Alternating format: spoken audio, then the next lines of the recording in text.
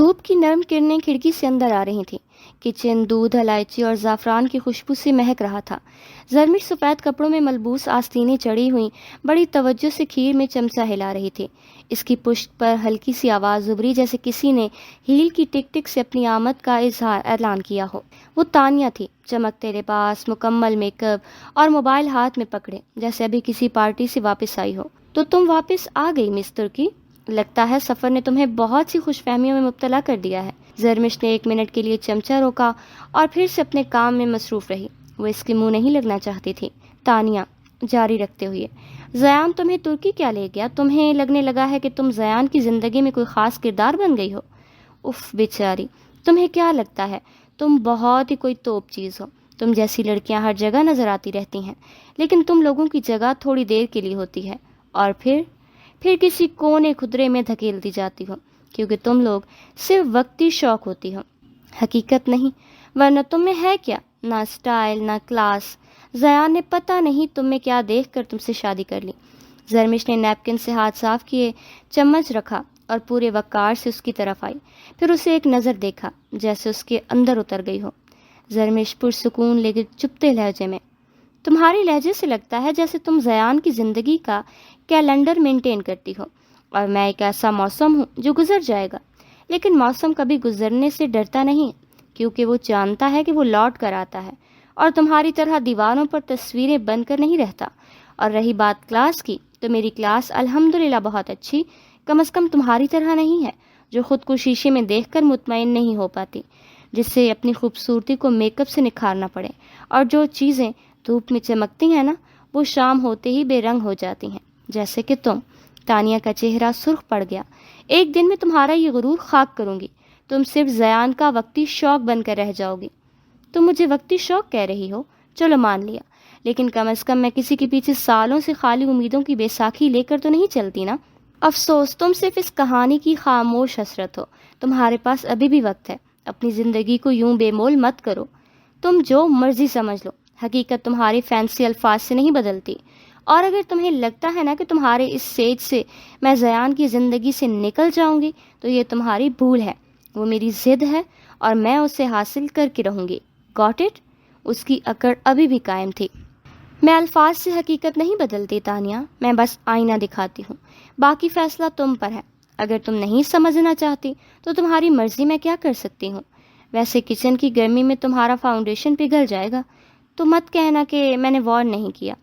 زرمش نے نظریں اس کے میک اپ کی طرف دوڑائیں اور پھر خفیف سا ہنسی لیے وہ بولی تھی، تمہیں تو میں بہت جلد مزہ چکھاؤں گی۔ جتنا تم نے بولنا تھا بول لیا، اب میرے وار کے لیے تیار رہنا۔ ایسی جگہ پھینکوں گی کہ تم یاد رکھو گی کہ تم کس سے الجھی تھی۔ تانیہ نے زور سے سلیب پر ہاتھ مارا، پلٹی اور باہر نکل گئی، قدموں میں تیزی مگر اکڑ ابھی بھی سلامت، جیسے ہاری ہو مگر ماننے کو تیار نہ ہو۔ وہ سارا کھانا تیار کر کے روم میں فریش ہونے آئی۔ جب وہ فریش ہو کر باہر نکلی تو زیان روم میں ہی تھا، شاید وہ ابھی آیا تھا۔ زیان، آپ فریش ہو جائیں، میں نے آج سب آپ کی پسند کا بنایا ہے۔ اس نے ہوڈی کے متعلق کوئی بات نہیں کی تھی، وہ اس سے کھانے کے بعد پوچھنا چاہتی تھی، تم نے کیوں کھانا بنایا؟ کیا مطلب؟ یہ میرا گھر ہے اور میں کھانا بنا سکتی ہوں۔ اب جلدی سے فریش ہو جائیں، پھر ہمیں نیچے جانا ہے، ہم سب کے ساتھ ناشتہ کریں گے، ٹھیک ہے؟ ٹھیک ہے، ایز یو وش۔ وہ دونوں نیچے آئے تو سب ڈائننگ ٹیبل پر بیٹھے تھے، وہ بھی سب کے ساتھ بیٹھ گئے۔ کھانا ٹیبل پر لگا ہوا تھا، سب خاموشی سے کھانا کھانے لگے۔ آج کھانا بہت اچھا بنا ہے۔ کیا بات ہے، شہریار صاحب نے کہا۔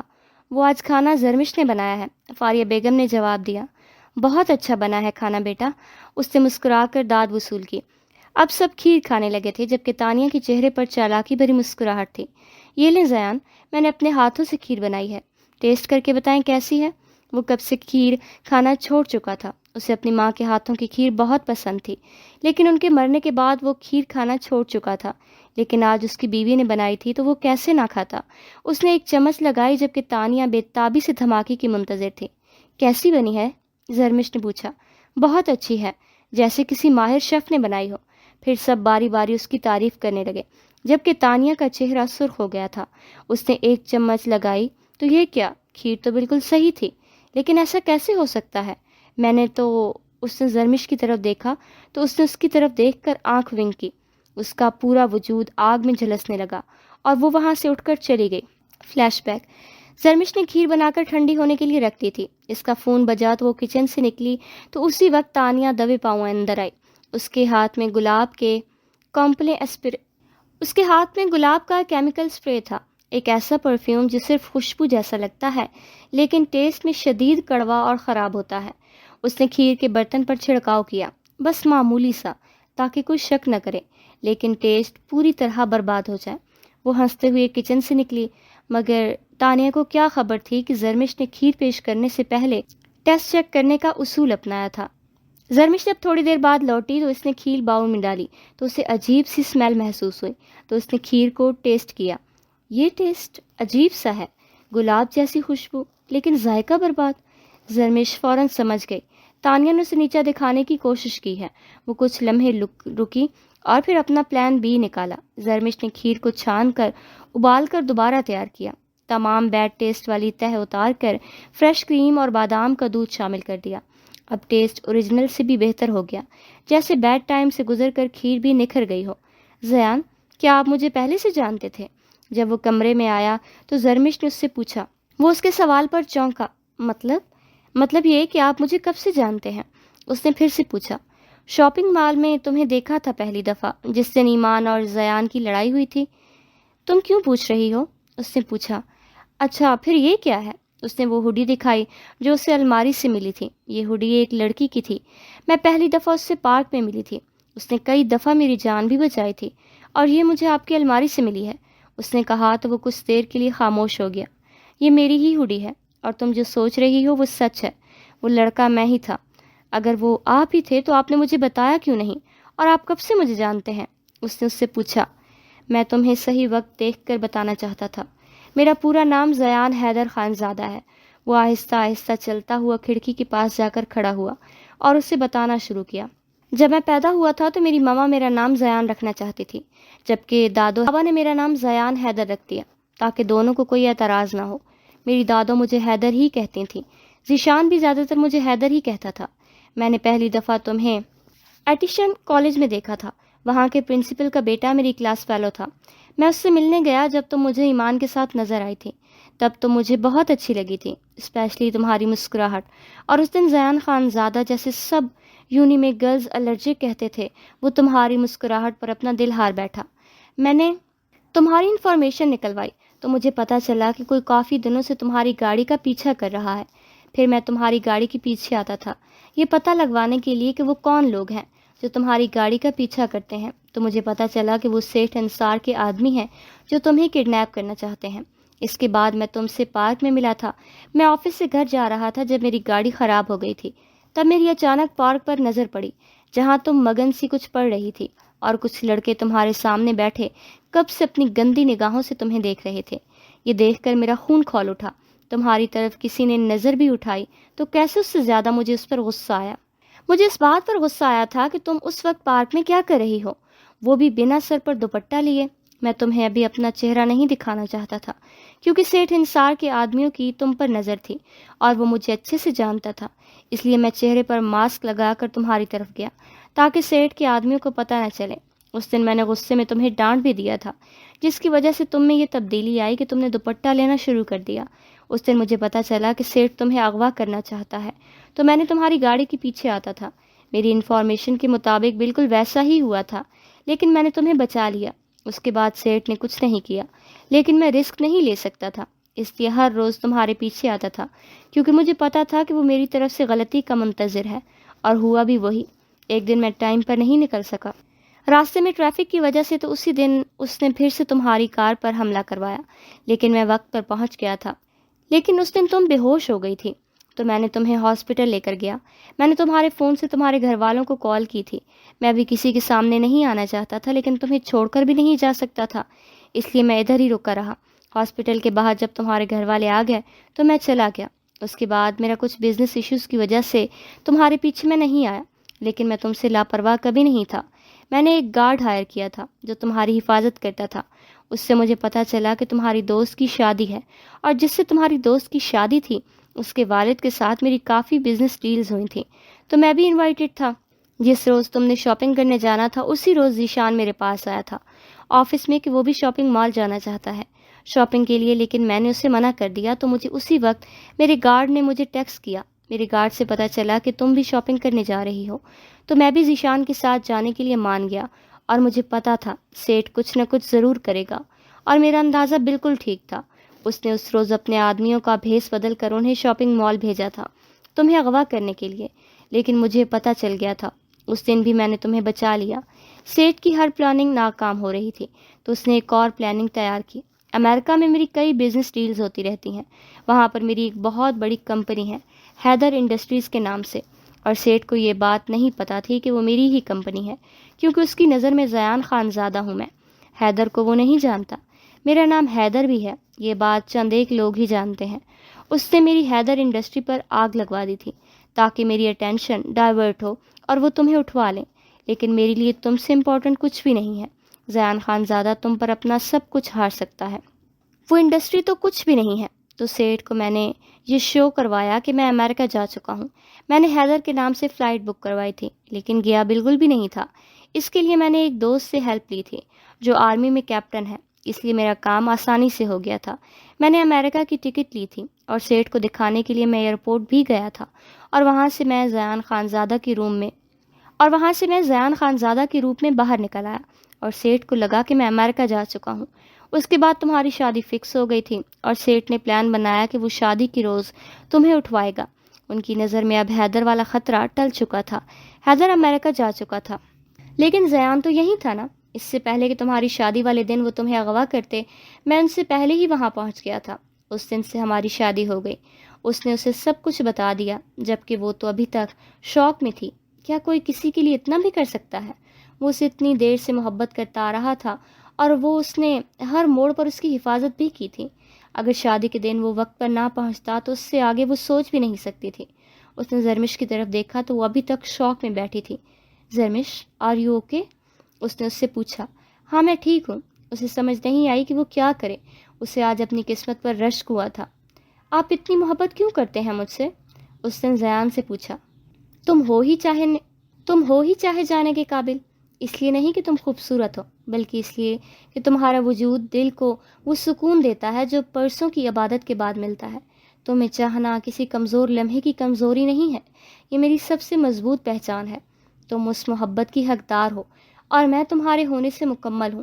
لوگ محبت میں خود کو کھو دیتے ہیں، اور میں نے تمہیں چاہ کر خود کو پا لیا ہے۔ تم کوئی خواب نہیں ہو زرمش، تم وہ حقیقت ہو جس پر یقین آئے تو دل سجدے میں چلا جائے۔ اس کے الفاظ میں اس کے لیے محبت اور احترام تھا۔ آج سہرش یونیورسٹی نہیں آئی تھی، اس کی شادی کی ڈیٹ فکس ہو چکی تھی۔ تھوڑے دن بعد اس کی شادی تھی، اس لیے شگفتہ آج اکیلی ہی یونی آئی تھی۔ اب بریک چل رہی تھی تو وہ باہر گراؤنڈ میں بیٹھی تھی، تبھی انم ہاتھ میں جوس کا کین لیے اس کے پاس آ کر بیٹھ گئی۔ تم یہاں کیوں آئی ہو؟ شگفتہ نے اس سے پوچھا۔ تم اکیلی بیٹھی تھی تو سوچا تمہیں کمپنی دے دوں، اور مجھے تمہیں کچھ بتانا بھی ہے۔ کیا بتانا ہے؟ اس نے الجھن سے کہا۔ اسے وہ بالکل اچھی نہیں لگتی تھی، کیونکہ وہ بلا وجہ اس کی دوست کے پیچھے پڑی رہتی تھی۔ صبر کرو، بتاتی ہوں، بلکہ دکھاتی ہوں۔ اس نے بیگ میں ہاتھ ڈالا اور ایک طے شدہ تصویر نکالی اور اسے تھما دی۔ یہ دیکھو، یہ تو سہرش کی تصویر ہے، یہ تمہارے پاس کہاں سے آئی، اور تم یہ مجھے کیوں دکھا رہی ہو؟ شگفتہ نے اس سے پوچھا۔ شاید یہ وقت ہے کہ تم کچھ سچ جان لو۔ یہ تصویر مجھے مستقیم کی جیکٹ کی جیب سے ملی تھی۔ جس دن ان کی کانووکیشن تھی، شاید موبائل نکالتے ہوئے گر گئی تھی۔ شگفتہ نے چونک کر تصویر لی اور اس کی آنکھوں میں حیرت کی ایک چمک لہرائی۔ یہ سہرش کی تصویر تھی جو یونی میں بنائی گئی تھی۔ اس نے کندھے پر بیگ ڈالا ہوا تھا اور اس کی آنکھوں میں پریشانی تھی۔ مستقیم نے یہ تصویر اس دن بنائی تھی جب وہ فرسٹ ڈے آئی تھی۔ تصویر صاف تھی اور اسے بہت احتیاط سے رکھا گیا تھا۔ یہ تصویر مستقیم کے پاس؟ اس نے بے یقینی سے کہا۔ میں کچھ نہیں جانتی، مگر تمہیں حقیقت سے بے خبر رکھنا بھی ٹھیک نہیں لگا۔ میں جانتی ہوں تم مستقیم سے محبت کرتی ہو، میں نے تمہیں سہرش سے بات کرتے سن لیا تھا۔ میں نے کئی بار مستقیم کو سہرش کی طرف دیکھتے دیکھا ہے، مجھے اسی وجہ سے سہرش زہر لگتی ہے۔ اس طرح کی مڈل کلاس لڑکیاں صرف شکل سے معصوم لگتی ہیں، ورنہ یہ بہت تیز ہوتی ہیں۔ اب سہرش کو ہی دیکھ لو، شکل سے کتنی سیدھی سادی لگتی ہے، لیکن اس نے دو لڑکوں کو پھنسایا ہے۔ اور اب یہ تصویر، آگے تم خود سمجھدار ہو شگفتہ۔ شگفتہ کا دل جیسے کسی نے مٹھی میں جکڑ لیا ہو۔ اس نے ایک نظر تصویر پر ڈالی، ایک نظر سامنے ہلتے پودوں پر۔ سہرش تو میری دوست ہے، وہ ایسا کیوں کرے گی؟ میں تمہاری بات کا یقین کیوں کروں؟ میں سیرش کو اچھے سے جانتی ہوں، وہ ایسی بالکل بھی نہیں ہے، سمجھ آئی تمہیں؟ اور تمہیں اسے نیچا دکھانے کا کوئی اور طریقہ نہیں ملا تو تم نے یہ چیپ طریقہ ڈھونڈا ہے اسے ذلیل کرنے کا، لیکن میں بالکل بھی تمہاری کسی بات پر یقین نہیں کروں گی۔ ٹھیک ہے، تمہیں میری بات پر یقین نہیں ہے تو تم خود مستقیم سے پوچھ لینا یا پھر شادی پر دیکھ لینا، تمہیں خود نظر آ جائے گا میں جھوٹ بول رہی ہوں یا سچ۔ وہ مکاری سے کہہ کر چلی گئی تھی۔ اس کا کام ہو چکا تھا اور پیچھے شگفتہ بیٹھے بیٹھے تصویر کو گھورتی رہی۔ اس کی آنکھوں میں الجھن، دکھ اور شک سب اکٹھے تھے۔ اس کے دماغ میں شک کا پودا اگ چکا تھا اور اسے پانی ملنا باقی تھا۔ شک ایک ایسا زہر ہے جو آہستہ آہستہ رگوں میں غرتا ہے، خاموشی سے دل کی زمین پر بیج ہوتا ہے اور پھر رفتہ رفتہ بھروسے کے درخت کو جڑ سے کاٹ دیتا ہے۔ یہ نہ صرف رشتوں کو کمزور کرتا ہے بلکہ انسان کے اندر کا سکون بھی نکل جاتا ہے۔ ایک لمحے کا شک کبھی کبھی پوری زندگی برباد کر دیتا ہے۔ اب دیکھنا یہ تھا کہ یہ شک کا پودا کس کس کی زندگی برباد کرتا ہے۔ 5 دن بعد، اور پھر وہ دن بھی آ ہی گیا۔ آج سہرش اور شہریار کی شادی تھی، لیکن کوئی نہیں جانتا تھا کہ اس شادی کا انجام کیا ہونے والا ہے۔ گھر خوشیوں سے سجا تھا، روشنیوں کی چمک، ہنسی کی آوازیں اور موسیقی کی منظم لہریں ماحول میں گونج رہی تھیں، مگر ایک چہرہ تھا جو ان سب چمکتی خوشیوں میں بجھتا جا رہا تھا۔ وہ سکیمہ جس کی محبت ہمیشہ کے لیے کسی اور کی ہونے جا رہی تھی۔ وہ شیری کی خاطر چہرے پر جھوٹی مسکراہٹ سجائے پھر رہا تھا، لیکن دور ایک وجود تھا جو اسے غور سے دیکھ رہا تھا۔ وہ شگفتہ تھی، اسے انم کی بات سچ لگ رہی تھی۔ وہ کب سے اسے دیکھ رہی تھی، جو کبھی کھانس رہا تھا تو کبھی اپنا سینہ مسل رہا تھا۔ وہ جس کی مسکراہٹ کبھی چہروں کو روشن کرتی تھی، آج اس کے ہونٹ کپ کپا رہے تھے، اور وہ آنکھیں جیسے برسوں سے سونے کی دعائیں کر رہی ہوں۔ اس نے شیری کو خود اپنے ہاتھوں سے پگڑی پہنائی تھی اور اسے مالا پہنائی تھی۔ اس دوران اس کی سانسیں اکھڑنے لگی تو وہ وہاں سے چلا گیا۔ وہ سیدھا واش روم آیا، وہ بیسن پر جھکا، اس کے منہ سے خون نکل رہا تھا، اسے سانس لینے میں دشواری ہو رہی تھی۔ اس کا دل کر رہا تھا وہ یہاں سے غائب ہو جائے یا سب کچھ واپس پیچھے چلا جائے، جہاں ہنسی تھی، کہے تھے اور مسکراہٹیں تھیں۔ کوئی غم نہیں تھا، لیکن وقت کہاں واپس پلٹتا ہے، وہ تو گزر جاتا ہے بغیر کسی کی پرواہ کیے، بغیر کسی کا درد دیکھے۔ اس نے رومال سے منہ صاف کیا اور دیوار سے ٹیک لگا کر گہرے گہرے سانس لینے لگا۔ عشق، تم نے مجھے زہر کی طرح چپ چاپ پیا اور پھر اندر ہی اندر مار دیا، نہ چیخنے دیا نہ مرنے دیا، بس ہر لمحہ مجھے اپنے اندر سلگایا۔ میں تمہیں روک سمجھ کر جیا، لیکن تم تو ناسور نکلے، جو دل میں لگتا گیا اور پوری وجود کو سڑا گیا۔ میں نے دوستی نبھائی، محبت قربان کی، اور آخر میں تم نے کیا کیا مجھے؟ یہ ادھورا پن، یہ سناٹا، یہ خون کے گھونٹ۔ عشق، اگر تو اتنا ہی مقدس ہے تو پھر کیوں تو نے میرے حصے میں صرف ٹوٹنا لکھا؟ کیوں تو نے مجھے وہ دکھ دیے جو لفظوں سے نہیں سانسوں سے ٹپکتے ہیں؟ میں چیخنا چاہتا ہوں لیکن صدا گلے میں اٹک گئی ہے۔ میں مرنا نہیں چاہتا تھا، لیکن تو نے جینے کی ساری خواہشیں مار دیں۔ وہ دیوار سے ٹیک لگا کر زمین پر بیٹھ گیا، اس کے ہاتھ لرز رہے تھے، آنکھوں سے آنسو رواں تھے، اور پھر آہستہ سے وہ ایک درد بھری لائن کہتا ہے، تم نے مجھے اس طرح توڑا ہے عشق، جیسے کوئی بے رحم درزی زندہ انسان کو کینچی سے کاٹے، خاموشی سے، بے دردی سے۔ لمحہ بہ لمحہ تم سے بچھڑ کے دل کا حال کچھ ایسا ہو گیا جیسے اجڑا ہوا شہر بارش میں تنہا ہو گیا ہو۔ اس کے الفاظ میں اتنا درد تھا کہ باہر کھڑی شگفتہ کا دل پھٹنے لگا۔ اتنا درد، اتنی اذیت، وہ اکیلا دل میں لیے جی رہا تھا۔ کیا یہ وہی مستقیم تھا جس کے چہرے پر مسکراہٹ جدا نہیں ہوتی تھی؟ نہیں، یہ تو کوئی اور ہی مستقیم تھا، اجڑا ہوا، ہارا ہوا۔ اس مستقیم کو تو وہ جانتے ہی نہیں تھے۔ اس کی وجود میں نفرت کی لہر دوڑی تھی۔ آج اسے سہرش سے نفرت محسوس ہوئی تھی، نہ جانے اب یہ نفرت کیا موڑ لینے آنے والی تھی۔ بارات روانہ ہو چکی تھی، ہر کوئی خوش تھا، لیکن 2 وجود ایسے تھے جو اندر ہی اندر جل رہے تھے، ایک مستقیم اور دوسری شگفتہ۔ بارات سہرش کے گھر میں پہنچی تو سہرش کی فیملی نے ان کا اچھے سے استقبال کیا۔ تھوڑی دیر بعد نکاح کی کاروائی شروع ہوئی۔ نکاح کے الفاظ فضا میں گونجے، کیا آپ کو قبول ہے؟ قبول ہے، یہ 3 الفاظ مستقیم کے لیے گویا موت کی مہر تھے۔ نکاح مکمل ہوتے ہی وہ آہستگی سے پیچھے ہٹا۔ کسی نے نوٹس نہیں کیا، نہ دوست نہ خاندان، لیکن شگفتہ نے اسے دیکھ لیا تھا۔ وہ دھیرے دھیرے سے وہاں سے نکلا اور باہر چلا گیا۔ اسے سانس لینے میں دقت ہو رہی تھی، جیسے فضا میں آکسیجن کم ہو گئی ہو۔ وہ بار بار سینہ مسل رہا تھا، اسے لگ رہا تھا وہ مر جائے۔ اس نے گاڑی کا دروازہ کھولا، انگیشن میں چابی گھمائی۔ اس کے ہاتھ کپ کپا رہے تھے، لیکن وہ یہاں سے دور جانا چاہتا تھا، نہیں تو وہ مر جاتا۔ اس نے اسی سنسان جگہ پر گاڑی روکی جہاں وہ آتا تھا۔ ٹھنڈی ہوا چل رہی تھی جس کا اس پر کوئی اثر نہیں ہو رہا تھا۔ وہ گھٹنوں کے بل زمین پر گرا جیسے سب کچھ ہار آیا ہو۔ وہ ہار ہی تو آیا تھا، خود کو عشق کے ہاتھوں۔ پھر اس کی برداشت جواب دے گئی۔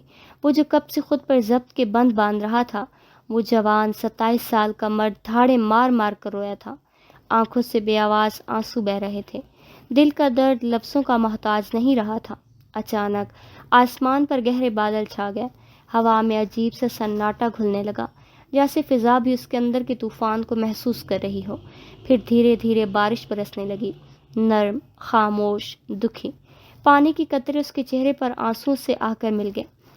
فرق بتانا مشکل تھا کہ کون سا قطرہ دل کا درد تھا اور کون سا قدرت کا۔ ایسا لگتا تھا کہ جیسے آسمان بھی رو رہا ہو، اس کی تکلیف میں برابر کا شریک ہو۔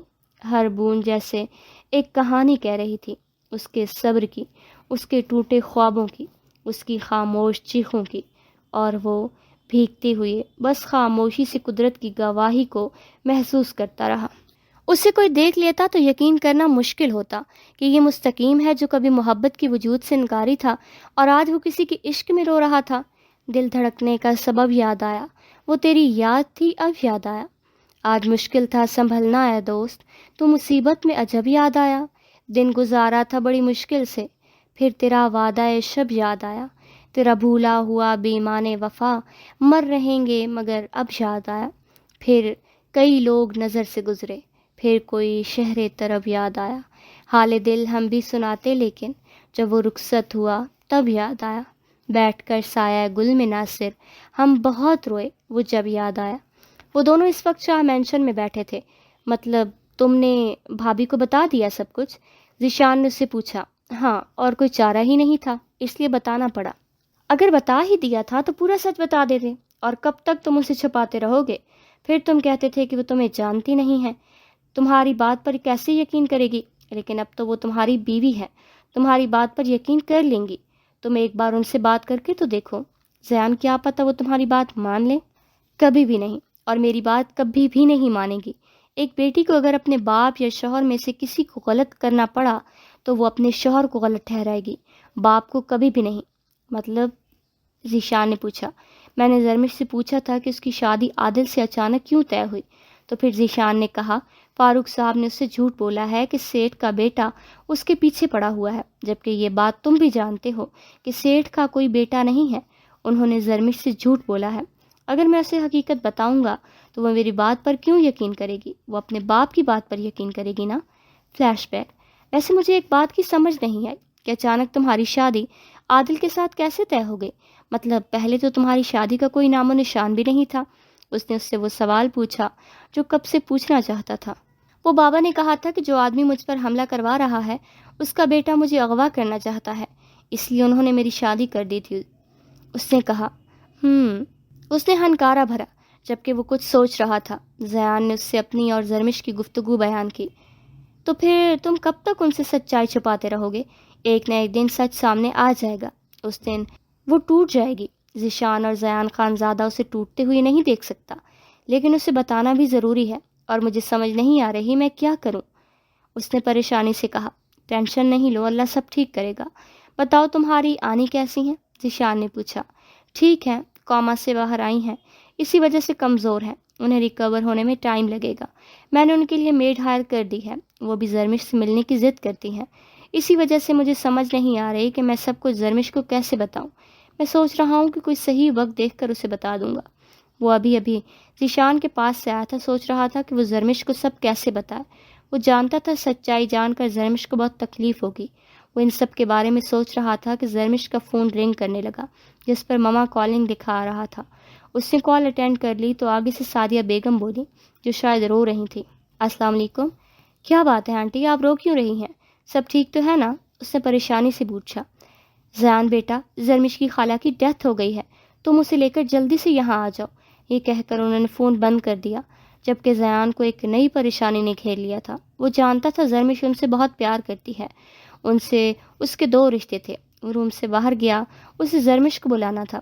تیار ہو جاؤ، آج ہمیں تمہارے گھر جانا ہے، زیان نے نرمی سے کہا۔ زرمش نے حیرت سے دیکھا۔ آج؟ خیریت؟ آپ نے تو کہا تھا کل چلیں گے۔ آج شاید آپ کی میٹنگ بھی ہے۔ میٹنگ کینسل ہو گئی ہے، تم سے ضروری بات بھی کرنی ہے، زیان نے نظریں چراتے ہوئے مختصر سے جواب دیا۔ ٹھیک ہے، میں تیار ہو جاتی ہوں، زرمش نے کہا۔ راستے بھر زیان خاموش رہا۔ زرمش نے 1-2 بار بات چھیڑنے کی کوشش کی، لیکن زیان کا انداز کچھ ایسا تھا کہ جیسے وہ خود کو سنبھال رہا ہو۔ زرمش کے دل میں انجانا سا خدشہ پیدا ہوا، لیکن اس نے خود کو سنبھال لیا۔ جیسے ہی گاڑی زرمش کے گھر کے دروازے پر رکی، وہ چونکی۔ دروازہ آدھ کھلا تھا، صحن سنسان اور خاموش۔ وہ ہمیشہ جس گھر میں بچوں کی ہنسی، عورتوں کی باتیں اور زندگی کی ہلچل ہوتی تھی، آج وہاں ایک عجیب سی خاموشی چھائی تھی۔ یہ کیسا سناٹا ہے؟ سب کہاں ہے؟ اس نے منہ ہی منہ میں کہا۔ زرمش کی آواز میں گھبراہٹ تھی۔ زیان نے اس کی طرف دیکھا لیکن کچھ نہ کہا، بس آہستہ سے بولا، چلو اندر چلتے ہیں۔ زرمش نے تیز قدموں سے اندر داخل ہوئی اور اس کے قدم ایک دم رک گئے۔ سامنے صحن میں سفید چادر میں لپٹا وجود، رشتہ داروں کے جھکے سر، عورتوں کی آہستہ سسکیاں، اور وہ چہرہ جو اس کی روح کا حصہ تھا۔ خالہ؟ اس کی سانس رک گئی، اس کے وجود سے جیسے جان نکل گئی ہو۔ ایک قدم آگے بڑھی، پھر دوسرا، اور جیسے ہی اس کی نظر خالہ کے چہرے پر پڑی، وہ زمین پر بیٹھ گئی۔ نہیں، یہ جھوٹ ہے، یہ خواب ہے، کوئی مجھے جگائے۔ امی، یہ سب کیا ہے؟ یہ خالہ نہیں ہے نا؟ اس نے اپنی ماں سے کہا جو خود رو رہی تھی۔ پھر اس نے سب کی طرف دیکھا، ہر کوئی رو رہا تھا، ماتم کا سماں تھا۔ عالیہ کا بھی برا حال تھا، جسے اس کی کزن سنبھال رہی تھی۔ اس کی حالت رو رو کر نڈھال تھی۔ یہ سچ تھا، خواب نہیں تھا۔ اس کی خالہ اس دنیا میں نہیں رہی تھی۔ اس کی آنکھ سے آنسو گرا، اس کی سسکیاں بلند ہونے لگیں۔ آپ تو کہتی تھی کہ میں آپ کی بیٹی ہوں، پھر یوں اکیلا کیسے چھوڑ دیں؟ اس نے چاچی کا ہاتھ تھاما، وہ ہاتھ جو ہمیشہ اس کی پیشانی پر شفقت سے رکھا جاتا تھا، آج ٹھنڈا تھا، بے جان تھا۔ زیان خاموشی سے اس کے پاس آ بیٹھا، اس کے کندھے پر ہاتھ رکھا، جیسے اپنی موجودگی سے اسے سہارا دینے کی کوشش کر رہا ہو۔ زرمش کی آنکھوں سے بہتے آنسو آج پہلی بار کسی رشتے کے بچھڑنے کا درد لے کر نکلے تھے۔ وہ خالہ جو ماں سے بڑھ کر تھیں، اب خاموش تھیں، ہمیشہ کے لیے۔ نماز جنازہ ادا ہو چکی تھی، ہر طرف خاموشی، افسوس اور سسکیوں کی آوازیں تھیں۔ مرد حضرات جنازے کو کندھا دے کر لے جا چکے تھے، اور اب خواتین صحن میں بیٹھ کر دبی دبی آواز میں تلاوت کر رہی تھی۔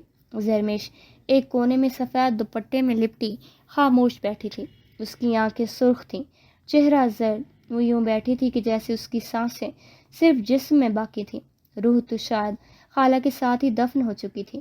فاریہ بیگم بھی خبر سن کر وہاں آ گئی تھیں۔ وہ اب سعدیہ بیگم کے پاس بیٹھی انہیں حوصلہ دے رہی تھیں۔ زرمش، ایک زیان جو کافی دیر سے زرمش کو دیکھ رہا تھا، دیوار کی طرف دیکھے جا رہی تھی، اور پھر آہستہ سے اس کے قریب آ بیٹھا۔ اس کے ہاتھ میں پانی کا گلاس تھا۔ زرمش، اس نے نرمی سے پکارا، لیکن کوئی جواب نہ آیا۔ زندگی رکتی نہیں ہے زرمش، وقت کبھی کسی کے لیے تھمتا نہیں ہے۔ اس نے اس کے سامنے گلاس رکھا۔ زرمش، کھانا کھا لو، تم نے صبح بھی ٹھیک سے ناشتہ نہیں کیا تھا۔ زرمش نے بمشکل نظریں اٹھائیں۔ مجھے بھوک نہیں ہے زیان، اندر کچھ ٹوٹ گیا ہے، وہ رشتہ جو ماں جیسا تھا وہ ختم ہو گیا ہے۔ زیان نے گہرا سانس لیا، پھر اس کے جھکی ہوئی وجود کے قریب ہو کر بولا، میں جانتا ہوں زرمش، خالہ تمہارے لیے ماں تھی، تم نے انہیں کھویا نہیں ہے، وہ تمہارے اندر زندہ ہے، تمہاری دعاؤں میں، تمہاری باتوں میں۔ لیکن زیان، وہ اب واپس نہیں آئیں گی نا؟ اس کی آواز میں بچوں جیسی معصومیت تھی، جیسے وہ حقیقت کو اب بھی تسلیم نہیں کرنا چاہتی ہو۔ نہیں آئیں گی، زیان نے آہستہ سے کہا، لیکن ہم سب نے ایک دن جانا ہے، کسی نے آج، کسی نے کل۔ ہمیں ان کی دعاؤں، ان کی تربیت اور یادوں کے ساتھ جینا ہے۔ وہ خاموش ہو گئی۔ زیان نے اس کا ہاتھ تھاما۔ تم اکیلی نہیں ہو زرمش، میں ہوں، ہمیشہ رہوں گا۔ زرمش کی آنکھ سے ایک آنسو ٹپکا، لیکن اس کے چہرے پر پہلی بار ایک نرم سی قبولیت کا عکس، جیسے وہ حقیقت کو سمجھ رہی ہو، اور زیان کی باتوں میں کچھ ایسا سہارا پا رہی ہو جو اسے گرنے سے بچا رہا تھا۔ زیان نے اس کے سامنے سے کھانے کی پلیٹ ہٹائی اور بس آہستہ سے کہا، جب دل چاہے کھا لینا، لیکن یاد رکھنا تمہارے لیے جینے والے بھی ہیں۔ سورج کی کرنیں مدھم ہو چکی تھیں، شام کی نرم ہوا زرمش کے چہرے سے بالوں کو ہٹا رہی تھی، لیکن اندر کا طوفان کسی طرح تھم نہیں رہا تھا۔ خالہ کو بچھڑے 10 دن گزر چکے تھے، اور ہر دن، ہر رات ایک صدی کی طرح گزر رہی تھی۔ زیان نے لاکھ سمجھایا لیکن زرمش کے آنسو جیسے آنکھوں کی دیواروں سے ٹپکنے کو تیار بیٹھے ہوں۔ وہ سوچتی خالہ اب کبھی نہیں آئیں گی، لیکن کتابیں، وہ اپنا دکھ کم کرنا چاہتی تھی، اس لیے آج اس نے لائبریری جانے کا سوچا جو پاس ہی تھی۔ لائبریری جانے کا فیصلہ اس نے دل میں ایک نرم سی امید کے ساتھ کیا تھا۔ وہ جانتی تھی کہ کتابوں کے صفحات میں کچھ ایسی باتیں چھپی ہوں گی جو اس کے دل کا سکون بنیں گی۔ وہ جوتوں کی ہلکی سی آواز کے ساتھ دروازے سے باہر نکلی۔ سر پر ہمیشہ کی طرح حجاب تھا۔ وہ چلتے ہوئے گلی کے نکڑ تک پہنچی۔ اس کی نظریں نیچے تھیں اور دل میں ایک بے سکونی کا احساس تھا۔ وہ سڑک کے پار لائبریری کی عمارت تک پہنچنے والی تھی جب اچانک ایک سیاہ گاڑی اس کے قریب آئی اور اس کے برابر چلنے لگی۔ زرمش نے ایک لمحے کے لیے اس گاڑی کی طرف توجہ نہیں دی، مگر پھر اس کا دل ایک عجیب سا احساس محسوس کرنے لگا۔ گاڑی کی رفتار اس کے قدموں سے ہم آہنگ تھی اور یہ کوئی معمولی بات نہیں تھی۔ اس نے سر اٹھایا لیکن گاڑی کے اندر کی منظر کی ایک جھلک اس کے دماغ میں خطرے کی گھنٹی کی طرف گونجی۔ کیا میں مدد کر سکتا ہوں؟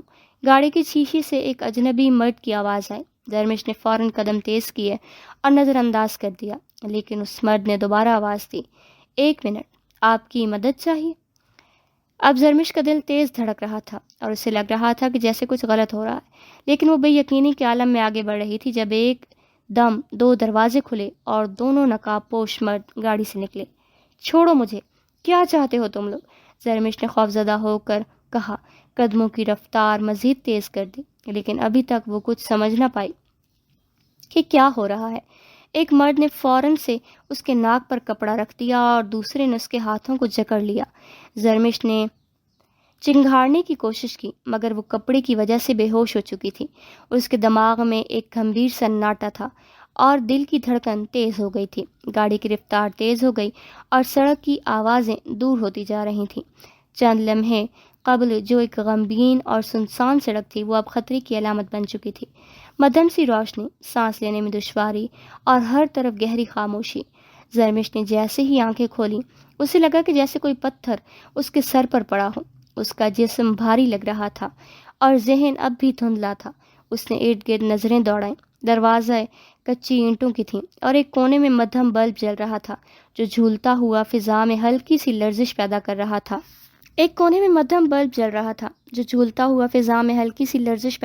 تھا۔ وہ کسی تنگ و تاریک کمرے میں تھی۔ کمرے کی کھڑکیوں پر لوہے کی سلاخیں تھیں اور دروازہ باہر سے بند تھا۔ وہ ایک پرانی سی کرسی پر بیٹھی ہوئی تھی اور اس کے ہاتھ رسیوں سے بندھے تھے۔ یہ کہاں ہوں میں؟ اس کی آواز لرز رہی تھی۔ دماغ میں ایک ساتھ کئی سوالات گونجے تھے۔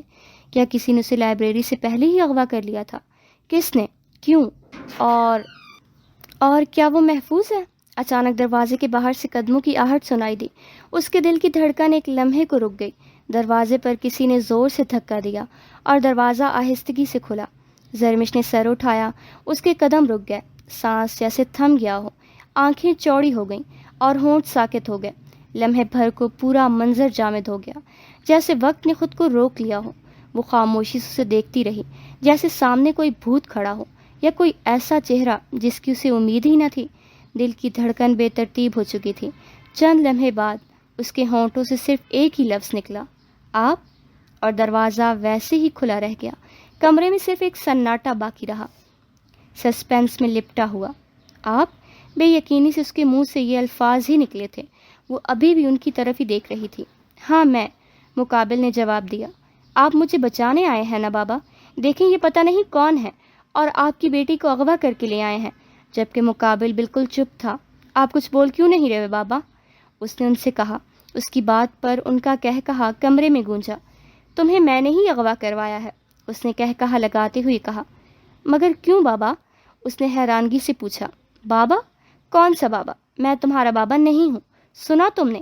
نہیں ہوں میں تمہارا بابا، انہوں نے لفظ چبا چبا کر کہا۔ آپ مذاق کر رہے ہیں نا؟ اس نے ایک امید سے پوچھا۔ بالکل بھی نہیں، میں تمہارا باپ نہیں ہوں اور تمہارے باپ کا نام مصطفیٰ شاہ تھا۔ میرا تم سے کوئی رشتہ نہیں ہے، سنا تم نے؟ وہ اس دفعہ دھاڑے تھے۔ ان کی دھاڑ سے وہ سہم گئی تھی۔ انہوں نے تو کبھی اس سے اونچی آواز میں بات تک نہیں کی تھی۔ یہ ان کا کون سا روپ تھا؟ آپ ایسا کیوں کر رہے ہیں بابا؟ اس نے ان سے پوچھا۔ سچ کہہ رہا ہوں، میرا تم سے کوئی رشتہ نہیں ہے۔ تمہارا باپ میرا سب سے بڑا دشمن تھا۔ اس نے مجھ سے میری محبت چھینی اور پھر ایک دن میں نے اسے سیدھا اوپر پہنچا دیا۔ تمہارے ماں باپ کو میں نے مار دیا۔ مار تو تمہیں بھی دیتا، لیکن تمہارے نام جو کروڑوں کی جائیداد تھی نا، وہ بھی تو اپنے نام کروانی تھی، اس لیے تمہیں اتنی دیر تک زندہ رکھا۔ یہ آپ کیا کہہ رہے ہیں؟ آپ میرے بابا نہیں ہیں تو میرے بابا کون ہیں؟ اس نے کہا، تمہارے ماں باپ مصطفیٰ شاہ اور عائشہ شاہ تھے۔ یہ وہی کردار ہیں جن کا ذکر پہلی قسط میں کیا گیا تھا۔ ماضی: لیاقت شاہ اور اقبال آفندی دونوں بہت گہرے دوست تھے۔ انہوں نے کالج اور یونی میں ساتھ پڑھا تھا۔ لیاقت شاہ اپنے باپ کی اکلوتی اولاد تھے۔ ان کے باپ کے نام کروڑوں کی جائیداد تھی جو انہیں وراثت میں ملی تھی، جبکہ اقبال آفندی ایک معمولی گھرانے سے تعلق رکھتے تھے، لیکن اس بات کا اثر کبھی بھی ان کی دوستی پر نہیں پڑا تھا۔ لیاقت شاہ نے اپنی تعلیم مکمل کرنے کے بعد اپنے باپ کا بزنس سنبھالیا، جبکہ اقبال آفندی پولیس میں بھرتی ہو گیا۔ وہ بہت ایماندار آفیسر تھے، اس لیے ان کے بہت سے دشمن تھے۔ لیاقت شاہ اور ان کی شادی آگے پیچھے ہوئی تھی۔ لیاقت شاہ کا ایک ہی بیٹا تھا جس کا نام مصطفیٰ شاہ تھا، جبکہ اقبال آفندی کے دو بیٹے تھے، فاروق اور ہارون۔ اقبال آفندی نے ایک بیوروکریٹ آصف علی کے بیٹے کو اریسٹ کیا تھا، جس نے شراب کے نشے میں مست گاڑی چلاتے ہوئے ایک فیملی کو مارا تھا، جس میں ایک شیر خوار بچہ اور اس کے ماں باپ شامل تھے۔ یہی نہیں، وہ روز کسی نہ کسی کا ایکسیڈنٹ کر دیتا تھا۔ آئے روز کوئی نہ کوئی کیس اس پر بنا ہوتا تھا، لیکن اس کا باپ ہر بار اس کی ضمانت کروا لیتا تھا۔ اس کے گناہوں کی لسٹ بڑھتی جا رہی تھی، لیکن وہ آزاد گھومتا تھا، اور یہی بات اقبال آفندی کو کھٹکتی تھی۔ وہ اس امیر زادے کو سزا دلوانا چاہتے تھے، لیکن وہ ہر بار بچ جاتا تھا۔ لیکن اس بار اس کی ضمانت نہیں ہوئی تھی، کیونکہ اس نے اس دفعہ 3 قتل کیے تھے اور اقبال آفندی نے انہیں انکاؤنٹر میں مار دیا تھا۔ وہ آصف علی کا اکلوتا بیٹا تھا، وہ اس کی موت کا بدلہ لینا چاہتا تھا۔ انہیں آئے دن دھمکیاں ملتی رہتی تھیں اور کئی بار ان پر حملے بھی ہوئے تھے، لیکن وہ کسی نہ کسی طرح سے بچ جاتے تھے۔ ایک دفعہ ان کی بیوی کی طبیعت اچانک بگڑ گئی۔ وہ انہیں لے کر ہاسپٹل جا رہے تھے، دشمنوں کو موقع مل گیا تھا، انہوں نے ان پر حملہ کیا تھا۔ اس دن اقبال آفندی اپنا دفاع نہیں کر پائے۔ اس دن ان کا اور ان کی بیوی کا انتقال ہو گیا۔ فاروق اور ہارون تب لیاقت شاہ کے پاس تھے۔ اقبال اور اس کی بیوی کے انتقال کے بعد انہیں لیاقت شاہ اور ان کی بیوی نے پالا۔ وہ ان دونوں بھائیوں کا خیال بالکل مصطفیٰ کی طرح ہی رکھتے تھے، لیکن ماں باپ کے جانے کے بعد وہ دونوں چڑچڑے ہو گئے۔ وہ دن بدن بگڑتے جا رہے تھے۔ وہ لوگ ہر کسی سے لڑتے رہتے، پھر وہ چوریاں کرنے لگے۔ لیاقت شاہ نے بہت کوشش کی انہیں سدھارنے کی، لیکن انہوں نے نہیں سدھرنا تھا، وہ نہیں سدھرے۔ جیسے جیسے وہ دونوں جوانی کی دہلیز پر قدم رکھ رہے تھے، ویسے ویسے وہ بدتمیز ہوتے جا رہے تھے۔ آوارہ دوستوں کے بیچ بیٹھنا، چوریاں کرنا ان کا معمول بن گیا۔ وہ دونوں بھائی مصطفیٰ سے بہت کھنچے کھنچے رہتے، جبکہ مصطفیٰ ان سے بالکل ٹھیک سے پیش آتا تھا۔ پھر یونیورسٹی کے زمانے میں مصطفیٰ کو عائشہ نامی ایک لڑکی سے محبت ہو گئی تھی۔ فاروق بھی اس لڑکی سے محبت کرتا تھا، جبکہ وہ اس کی حرکتوں کی وجہ سے بالکل پسند نہیں کرتی تھی۔ اس بات پر فاروق اور مصطفیٰ کے بیچ سرد پن اور زیادہ بڑھ گیا، یہاں تک کہ فاروق مصطفیٰ سے نفرت کرنے لگا۔ ایسے ہی مصطفیٰ اور عائشہ کی شادی ہو گئی اور وہ دونوں اپنی زندگی میں بہت خوش تھے، اور یہی چیز فاروق سے برداشت نہیں ہوتی تھی۔ وہ ان دونوں کو الگ کرنا چاہتا تھا۔ عائشہ بیگم اور لیاقت شاہ انہیں سمجھانے کی بہت کوشش کرتے تھے، لیکن وہ دونوں بھائی دن بدن برے کاموں میں ملوث ہو رہے تھے۔ ایسے میں ہی ان کی ملاقات سیٹھ انصار نام کے ایک لڑکے سے ہوئی، جو کہ چوریاں کرتا تھا، لوگوں کو قتل کرنا، راہگیروں سے سامان اور پیسے چھین لینا اس کے لیے عام سی بات تھی۔ اس کے لیے کسی کی زندگی کا کوئی اہمیت نہیں تھی، اسے صرف پیسے سے غرض نہیں تھی۔ وہ دونوں بھی اس کی ٹیم میں شامل ہو گئے۔ یہی سب کام کر کے فاروق اور ہارون اپنا بزنس اسٹیبلش کر گیا تھا۔ دنیا کی نظر میں وہ بزنس کرتے تھے، جبکہ وہ اسمگلنگ کا کام کرتے تھے۔ یہ بات کوئی نہیں جانتا تھا۔ ان دونوں نے اپنی خالہ کی بیٹیوں سے شادی کر لی۔ وہ دونوں بہت اچھی اور سلجھی ہوئی تھیں۔ وہ ان دونوں کے کام کے بارے میں نہیں جانتی تھیں۔ لیاقت شاہ کو جب ان کے بارے میں پتہ چلا تو انہوں نے سمجھانے کی بہت کوشش کی، یہاں تک کہ انہوں نے پولیس کی دھمکی بھی دی، جس کی وجہ سے سیٹھ اور فاروق نے مل کر انہیں قتل کروا دیا۔ ان کے لیے یہ کوئی معمولی سی بات تھی۔ وہ آئے روز قتل و غارت کرتے رہتے تھے، اور اس وقت ہارون اور فاروق یہ بھی بھول گئے تھے کہ جس کو وہ مروا رہے ہیں اس نے ان کے والدین کے مرنے کے بعد انہیں سہارا دیا تھا۔ ایک دن مصطفیٰ کو یہ بات پتہ چل گئی تھی کہ اس کے باپ کو مارا گیا ہے، اور اس کے باپ کو مارنے والا کوئی اور نہیں، فاروق اور اس کا بھائی ہے۔ اس نے ان دونوں بھائیوں کو باتیں کرتے سن لیا تھا۔ ان کی بات سن کر وہ آگ بگولا ہو گیا۔ اس نے انہیں اپنے گھر سے نکال دیا۔ مصطفیٰ نے ان کے خلاف بہت سارے ثبوت ڈھونڈے تھے، وہ ان کو پولیس کے حوالے کرنے والا تھا۔ تب مصطفیٰ کی ایک بیٹی بھی تھی جس کا نام زرمش تھا۔ سیٹھ اور فاروق کو یہ بات پتہ چل چکی تھی۔ وہ انہیں دھمکیاں دے رہے تھے، لیکن وہ ان چھوٹے چھوٹے بچوں کو بچانا چاہتے تھے جن کے جسم کے حصوں کو وہ ظالم بیچتے تھے۔ انہوں نے اپنی ساری پراپرٹی زرمش کے نام کر دی، جس پر یہ لکھا تھا کہ جب تک زرمش 21 سال کی نہیں ہو جاتی تب تک وہ پراپرٹی کسی کے نام نہیں کر سکتی۔ فاروق اور ہارون نے سیٹھ کے ساتھ مل کر بہت پیسہ کمایا تھا، لیکن ان کی نظر مصطفیٰ کی جائیداد پر بھی تھی۔ ایک دن زرمش کی خالہ کے بیٹے کی برتھ ڈے تھی، جب وہ لوگ اس کی سالگرہ پر جا رہے تھے، جب راستے میں زرمش کو غبارے والا نظر آیا۔ اس نے غبارہ لینے کی ضد کی، جس پر مصطفیٰ صاحب اس کے لیے غبارہ لینے چلے گئے۔ وہ غبارہ لے کر آ رہے تھے جب ان پر فائرنگ ہوئی تھی۔ ان کے سینے میں گولیاں لگی تھیں اور وہ موقع پر ہی دم توڑ گئے۔ عائشہ بیگم پر بھی انہوں نے گولیاں چلائی، لیکن انہوں نے زرمش کو وہاں سے بھگا دیا۔ وہ معصوم سی بچی اپنے ماں باپ کا خون اپنے سامنے دیکھ کر سہم گئی، لیکن وہ اپنی ماں کی ہدایت پر وہاں سے بھاگ گئی، جس پر سیٹھ اور فاروق کے آدمی ان کے پیچھے بھاگے۔ وہ مسلسل ان سے بچنے کی کوشش میں بھاگ رہی تھی، ساتھ میں خود کے بچاؤ کے لیے چلا بھی رہی تھی۔ تبھی وہ سامنے پڑے پتھر سے ٹکرائی اور اس کا سر پتھر سے لگا اور اس کے سر سے خون بہہ رہا تھا اور وہ بے ہوش ہو کر گر گئی۔ اس کی یادداشت جا چکی تھی۔ تب سے فاروق نے زرمش کی پرورش کی تاکہ اس سے اس کی جائیداد لے سکیں۔ زرمش کو ہر روز میڈیسن دیتے تھے جو اسے یادداشت واپس نہ آنے کے لیے دی جاتی تھی۔ وہ میڈیسن اس کے کھانے میں ملا کر اسے دیتے تھے۔ جبکہ سعدیہ بیگم اس بات سے بے خبر تھی۔ وہ اور عافیہ بیگم زرمش کو ایسے ہی پیار کرتی تھیں جیسے عالیہ اور عادل سے کرتی تھیں۔ سعدیہ بیگم کی کوئی اولاد نہیں تھی، اس لیے انہوں نے زرمش کو بالکل سگی اولاد کی طرح پالا۔ وہ فاروق صاحب کی ہر سازش سے انجان تھی۔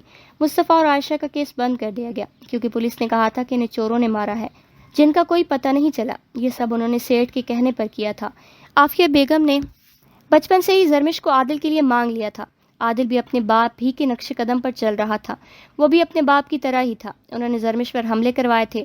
سیٹھ کا اور فاروق عرف راکی کا پلان تھا کہ وہ زرمش کو اغوا کروا کے اس سے پراپرٹی کے کاغذات پر سائن کروا لیں گے۔ وہ لوگ سعدیہ اور عافیہ بیگم کی وجہ سے یہ کام گھر پر نہیں کر سکتے تھے کیونکہ وہ زرمش سے بہت پیار کرتی تھی، لیکن زرمش ہر دفعہ بچ جاتی تھی۔ پھر انہوں نے پلان بنایا کہ عادل اور زرمش کی شادی طے کر دیتے ہیں، جس کے لیے انہوں نے ساری کہانی زرمش کو سنائی جو جھوٹ تھی۔ وہ لوگ شادی کے روز زرمش سے کاغذات پر سائن کروا کے اسے بھی مار دینا چاہتے تھے، لیکن اس روز بھی ان کا پلان فیل ہو گیا کیونکہ ان سے پہلے ہی وہاں پر زیان پہنچ گیا اور زرمش کی زندگی ایک بار پھر سے بچ گئی۔ آج انہیں موقع ملا تو انہوں نے اسے اغوا کر لیا تھا۔